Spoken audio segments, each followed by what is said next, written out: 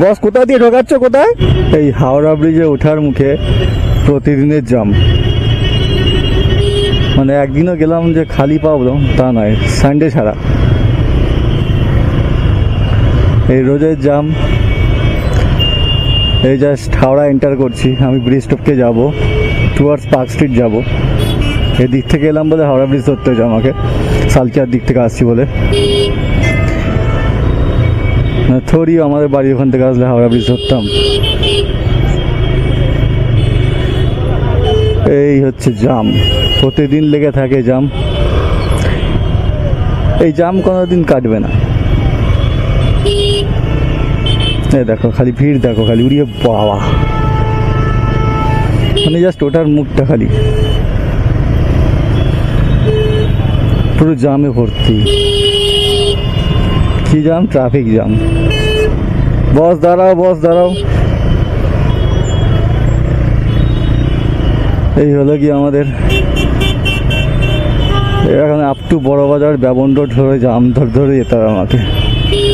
এই দাঁড়াও দাঁড়াও দাঁড়াও দাঁড়াও দাঁড়াও দাঁড়াও, সাইড করে না বেরিয়ে দাঁড়িয়ে থাকতে হবে এখানে। বাইক বলে তো বেরিয়ে যাচ্ছি, 4 চাকা বহু সময় লাগে যেতে। এখানে কি হচ্ছে, কি এত পুলিশ কেন আজকে? আমি ভিডিও করলে পুলিশের মিছিল হয়ে যায়।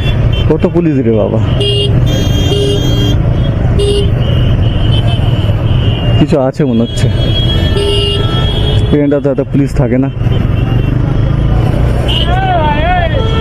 আরে বাবরে কত ভিড় আজকে, ওই জন্যই ভিড় হয়ে গেছে। কিছু একটা আছে বোধ হয়। অনেকদিন যাই কিন্তু এত ভিড় থাকে না।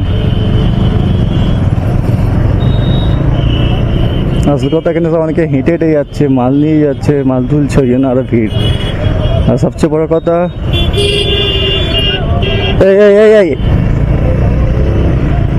এই ব্রিজের মুখের রাস্তাটা খুব খারাপ। এই এত বড় ব্রিজ, এখানটা করে রাস্তাটা ভালো করবে। দেখো কি গাড্ডা গুড্ডি এখানটা করে, হাওড়া ব্রিজের ওপরেও গাড্ডা গুড্ডি। এই যে প্যাচাপ প্যাচাপ ভর্তি, প্যাচাপ খালি প্যাচাপ, তো স্মুথ নয়। যাই হোক, একদম হাওড়া ব্রিজে উঠে গেছি। হাওড়া ব্রিজ ধরে সোজা গিয়ে বাঁ দিক মেরে ঘুরলে পোস্তা, আর সোজা গিয়ে ব্রিজে উঠে বললে ব্যবন রোড ধরে সোজা চলে যাবো কলকাতার দিকে। ঠিক আছে, এই হলো কি আমাদের হাওড়া ব্রিজ, অনেক পুরনো ব্রিজ। এ বস চলো বস। ও ঢিকি ঢিকি করে লোকগুলো যায়, আমাকে আবার একটু দেখে দুকে যেতে হয়, একটু নিয়ম টুম মানি তো, নিয়ম টিয়ম।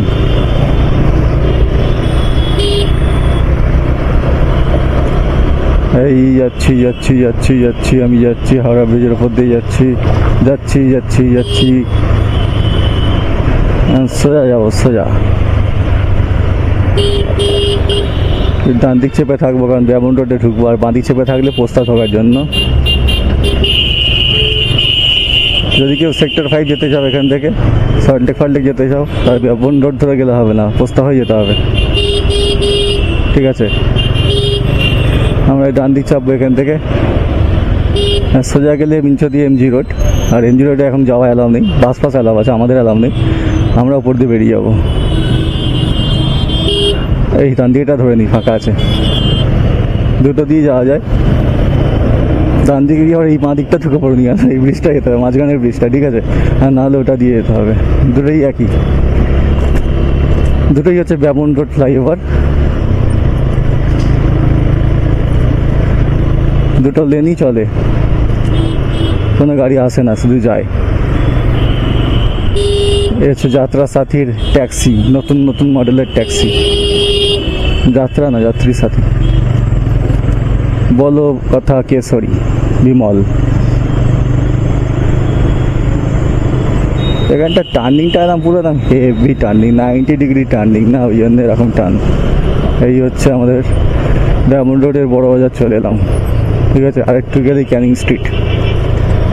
এই বড় বাজারে গেলে সব এখান থেকেই যায়। ঠিক আছে, অনেকে আবার এমজি রোড দিয়ে যায়, আর এটা দিয়েও যায়। ওরে বাবা,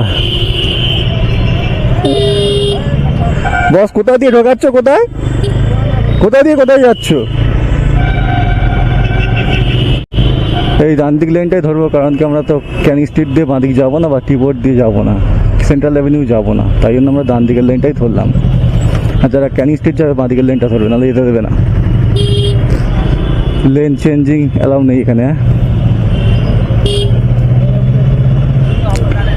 তো এই হচ্ছে আমাদের বড়বাজার ব্যাপন রোড, দেখতে পাচ্ছ মোটামুটি জাম আছে আজকে, অতটা জাম নেই আজকে। বাইকের অ্যাডভান্টেজ আছে, আমরা বেরিয়ে যাচ্ছি, ওই জন্যে ডান দিকের লেনটা ফাঁকাও থাকে, সবসময় নয়, কোনো সময় বাঁ দিকেরটা ফাঁকা থাকে। তো চলো ভিডিওটা এখানে শেষ করছি, চলো টাটা। এই হচ্ছে ক্যানিং স্ট্রিট এসে গেলাম, চলো টাটা।